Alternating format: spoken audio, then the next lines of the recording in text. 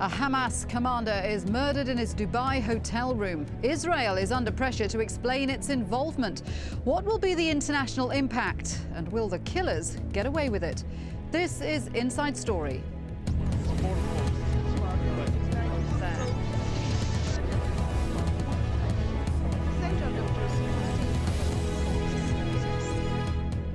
Hello there, warm welcome to the programme. I'm Shuli Ghosh. Dubai's police chief has said from now on, people suspected of being Israeli, even if they hold foreign passports, won't be allowed into the United Arab Emirates. It's the latest fallout from the assassination of Hamas commander al-Mabhouh, a crime the police are pinning squarely on the Israeli intelligence agency Mossad. Here's what we know. Mabhouh checked into the Al Bustan Rotana hotel on January the 19th. Within hours of his arrival, he was killed in his room. Police say he was injected with a muscle relaxant before being suffocated. Dubai authorities say 27 suspects were involved in the hit. 12 were carrying British passports, 6 Irish, 4 French, 1 German and 3 Australian. The suspects are accused of stealing the identities of innocent people. At least 16 of them appear to have used the names of dual nationality citizens living in Israel. Well, Israel has neither confirmed nor denied involvement. But Dubai's police chief says he's certain Mossad is responsible and that the suspects are hiding in Israel. Israel must not carry out its assassinations on our land. This is an insult to Britain, to Australia, to Germany and to New Zealand. If the Mossad dipped their hand in blood and wiped it on European passports, our treatments of Europeans will remain the same. In the future, those we suspect of carrying dual nationality will be treated very carefully. Well, joining our discussion today are our guests. In Dubai, Riyad Khawaji, the founder and CEO of the Institute for Near East and Gulf Military Analysis. In Tel Aviv, we have Ronen Bergman, an Israeli investigative journalist and the author of The Secret War with Iran. And in London, Crispin Black, an independent intelligence consultant and writer on terrorism and security. Gentlemen, welcome all three of you to the programme. Riyad, let's start with you. Dubai police say they're looking for 27 suspects. That does seem to be a huge amount of people. Well, it does, usually, but in such operations, I mean, we've known that the Mossad and the Israelis don't take chances. They send specialized teams, from the scouts to those in charge of logistics, to those in charge of ISR, meaning intelligence, surveillance, and reconnaissance, to those who are in charge of executing the operation. So having this such number of operatives to carry out an assassination is not totally unusual, especially when the party involved, the Mossad here, always gives priority to the safe exit of its operatives. And so you're pretty sure it's Mossad then? There's no question about that? There is no question, and even most of Israelis are convinced that it's the Mossad. There's no question in anybody's mind. You know, all the diplomats I've met, all the security officials I've met here and outside are 100% convinced it's the Mossad. Ronen, let's talk about the method of murder. A dose of muscle relaxant followed by suffocation. I guess it was supposed to look like a natural death. Does that sound like Mossad? Well, there were numerous, I don't know who was behind the plot, the assassination in Dubai, but there were some cases in the past. One example, a guy called Wadia Haddad, who was behind the hijack of Air France aircraft to Entebbe, leading to the Entebbe, famous Entebbe raid in 1976, and other Fatah or Palestinian terrorist attempts and operations.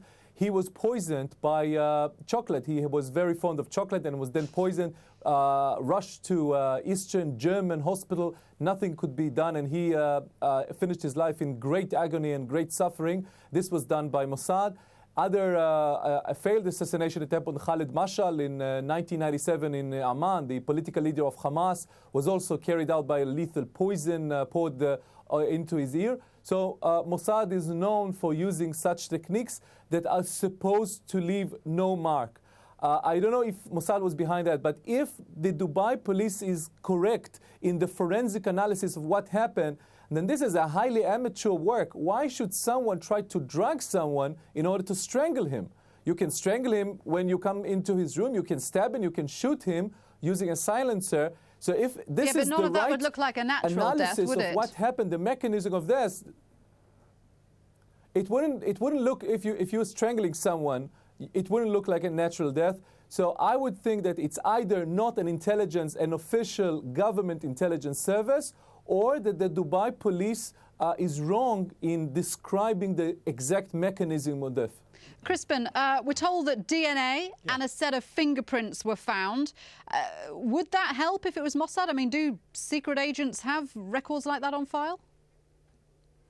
Well, no, I'm not sure they do. And remember that whoever it was appears now to have escaped elsewhere, probably back to Israel. I must admit, there are some details of this murder assassination that are odd. I think 27 is too many. Previous speaker was right to say that Mossad is always very keen, religiously keen, to recover all their agents safely back to Israel. But 27 people is a large number of people. A lot can go wrong. But I think the explanation as to who it was probably lies in the fact we mustn't take our eyes off the fact that whoever it was achieved their aim, which was to kill Mr. al-Mabhouh, and then managed to escape. I'm not sure, and I think it probably was Mossad, I'm not sure they cared particularly about the public relations impact or anything else like that. That would be ancillary to their main aim, which was to take this person out. Yeah, they didn't seem to care about being caught on surveillance camera. I mean, let's talk about the footage, particularly what it showed about the agents. Former US intelligence officer Robert Ayres says the best intelligence agent in the world is 5'6", balding and pudgy, and being middle-aged can help. That does describe half the Al Jazeera newsroom. But Kristen, is it strange that Dubai police were able to identify the suspects from this surveillance footage when there must have been hundreds of people wandering around that hotel at that time? Well, I think if you're good at looking at CCTV, and more police forces are getting good at it, and remember Dubai is coming on and on in the world and becoming more sophisticated every day, it is possible to work out who was where at whatever time. And Bob Ayres was right to, I was talking to him last week, was right to say that actually half these people seem to be bald. I mean, I think the fact is that it's clear whoever did the murder didn't really mind about being picked up on CCTV. The fact that a lot of these men appeared to be bald, I mean, I'm bald, but my guess is that these are men who in real life, wherever they're from, probably have perfectly good heads of hair. Shaving your head, your Brunner style, is one of the quickest ways of changing your appearance. Again and again, when you look at these pictures, I get the sense that they didn't really mind that the Dubai police would put two and two together after the action. Riyadh, Ronan says that one possibility is that Dubai police are completely wrong. Do you think that perhaps Mossad, whoever carried out this murder, wasn't counting on Dubai police to investigate so thoroughly? Well, I mean, actually, I agree that they were not counting on the Dubai police being able to uncover as much as they have done so far. And at the same time, it's not the first, you have to remember, it's not the first time the Israelis have used, passports of foreign countries to carry out operations, and they managed to withstand the diplomatic repercussion that followed. I believe it's part of their arrogance and overconfidence. That no matter what, they can always use their lobby and use the alibi that we were after so-called terrorist figures, and therefore we are justified with the means of using passports. And therefore, they actually did not care, or they would not have cared if they were uncovered after they had exited the country, because if you look at the reaction of most analysts, they all brag that, this is going to be a very small repercussion, maybe a small slap on the wrist, but nothing serious to Israel's standing diplomatically on the international arena. OK, well, let's look at that diplomatic impact. The countries whose passports had been used were quick to react, but some were harsher in their criticism than others. The British Prime Minister, Gordon Brown, said it was a matter for investigation, and the UK would wait for all the facts before any conclusions were drawn. Ireland's foreign minister said that his government was angry and concerned at the use of its citizens' passports. French Prime Minister François Fillon said France had asked Israel for an explanation.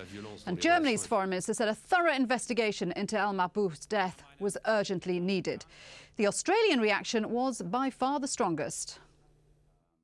As a long-standing friend of Israel, I repeat what I said before. Any state which uses or forges Australian passports, let alone uses or forges Australian passports for the purposes of assassination, is of the deepest concern to Australia,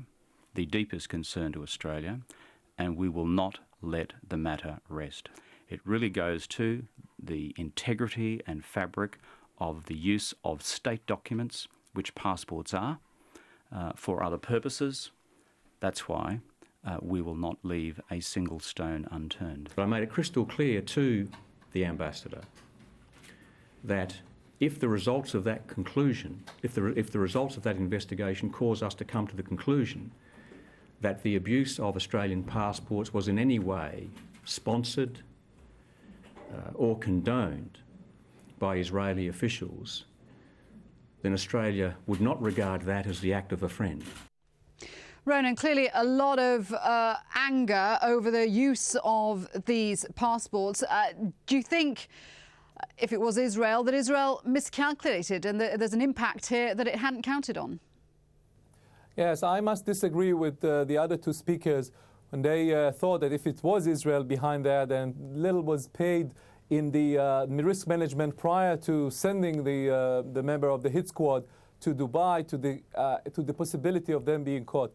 The impressive work done by the police of Dubai was unexpected, not in the sense when they excavated and when they collected the CCTV records from the hotel. This is clear, and it is clear that the perpetrators are using all techniques in order to hide or to disguise themselves from these CCTVs.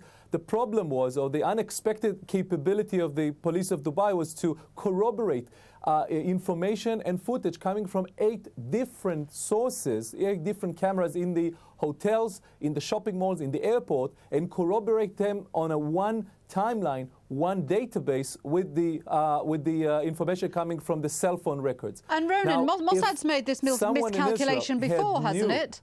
I mean, Mossad has screwed up with using other countries' passports in the past. I mean, it caused a diplomatic incident with Canada when it, in the failed attempt on Khalid Mishal's life.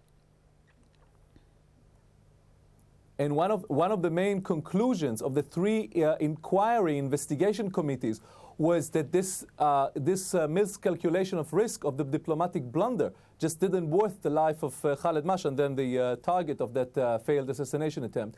So I would think that if someone had in advance calculated, had enough intelligence to realize that this is a high risk, that someone can unsolve the case, and this would lead to this international turmoil, then a different decision would have taken place, either to a different modus operandi, to a different place, or even to give up the whole operation, because the life of someone who is deemed extremely dangerous to the national security of Israel, but still doesn't worth the blunder that we're witnessing right now.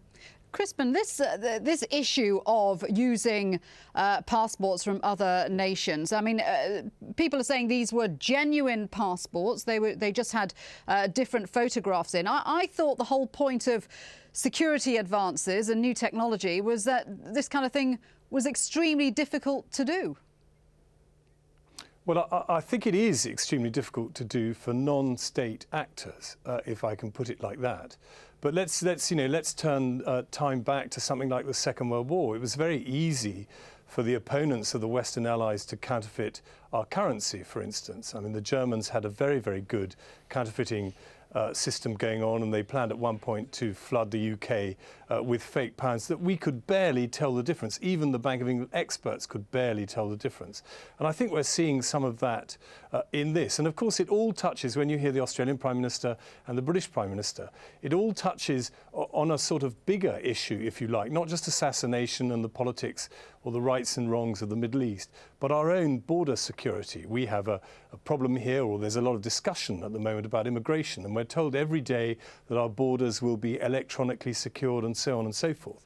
And it looks as though actually people with some nous and some resources behind them can penetrate that sort of check or electronic border reasonably easily. And I think that's one of the underlying worries beneath this whole case. Riyadh, there's a possible US connection, isn't there? The credit cards apparently were issued. 13 of the 27 suspects used prepaid MasterCards issued by Metabank, which is a regional American bank, according to Dubai police. As far as I'm aware, the US haven't asked for any answers from Israel. Well, I mean, when you're investigating the course of the banking sector, is a whole different route over here.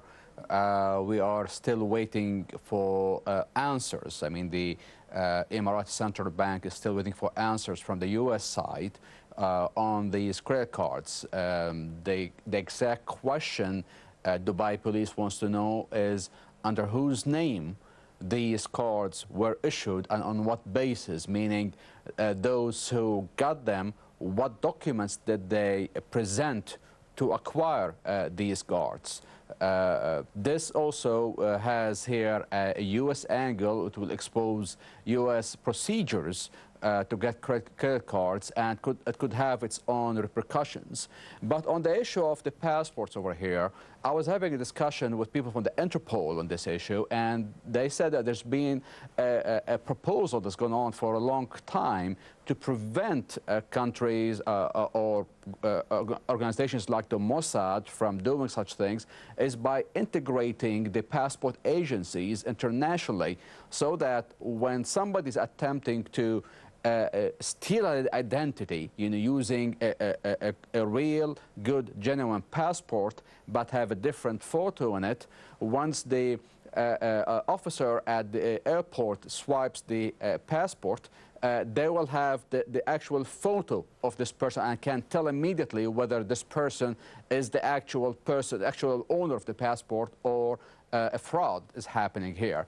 So there is an effort over here, but it's still in its early stages, and the Interpol is now trying to push to make this an international resolution for it. OK.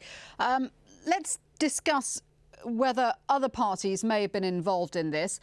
Speaking at the Human Rights Council in Geneva, Manouchehr Mottaki, Iranian foreign minister, implied that some Western countries might have helped in planning the assassination. He said security services, intelligence people, or a part of their government have been involved, have been informed. They should answer to the world. Crispin, I guess he would say that, but one British newspaper has reported that British intelligence did know about this operation in advance. I mean, is that likely? Is there some kind of etiquette which says intelligence agencies inform each other? Well, there are very complicated etiquettes about spying, but I'd be very, very surprised if the British authorities knew anything about this. And that's for one sort of cast iron, unchangeable reason, and that's Mossad's own security. Now, if it was them, they've got 20+ people going to Dubai. Now, admittedly, Dubai is not as hostile as Iran or Syria. I mean, I think it'd be very difficult, actually, for Mossad to operate inside Iran. But nevertheless, it is not friendly territory. And if any hint got out prior to the assassination that Mossad was doing something, I think the security of the whole operation could have collapsed very quickly. And going back to how we began, that would then affect the recoverability back to the safe home base of Israel of Mossad's agents in the field. So I'd be very, very surprised if there was any leak about this whatsoever, because security of this kind of operation is a much more important consideration than smoothing ruffled diplomatic feathers. Ronan, do you agree with that? We know that several Israeli ambassadors were called in for questioning. Is it likely they knew anything in advance? No, I would assume that none of the ambassadors to any of the countries knew anything. Even if it was Israel, they were speaking the truth. Mossad, if Mossad was behind that, doesn't tell or doesn't inform the foreign ministry of anything. And I would be highly, highly surprised if anyone in British intelligence was informed Israel, as the speaker before me said, Israel doesn't share this sort of operation. It's called the blue and white operation, meaning done only by Israeli and Israeli citizens. It doesn't inform anyone else about that. And I don't think that Britain or France or Germany or Australia would allow anyone to use their passports for conducting lethal operation with thunderous ending like this one. But with your permission, Shuli, I would like to add one point, and this is about the target. Mr. al-Mabhouh claimed he took responsibility in an interview with Al Jazeera in Arabic just a few months ago in the abduction and murdering of 2 Israeli soldiers. According to his testimony and testimonies of other followers in Hamas, he was part of the mechanism of helping Iran supply weaponry and other sophisticated armware equipment to Hamas in Gaza. So if the Dubai police likes to inquire so much, and this is I'm asking this as an Israeli, why don't they ask what on earth was he doing in Dubai? Why was he using, Mr. al-Mabhouh, the sovereignty, violating the sovereignty of Dubai to coordinate shipment of arms from Iran to a designated terrorist organization designated by most Europe and the United States called Harakat al-Muqawama al-Islamiyya, i.e. the Hamas. Do you think we'll ever know the full story? If it was Mossad, will we ever have proof? No.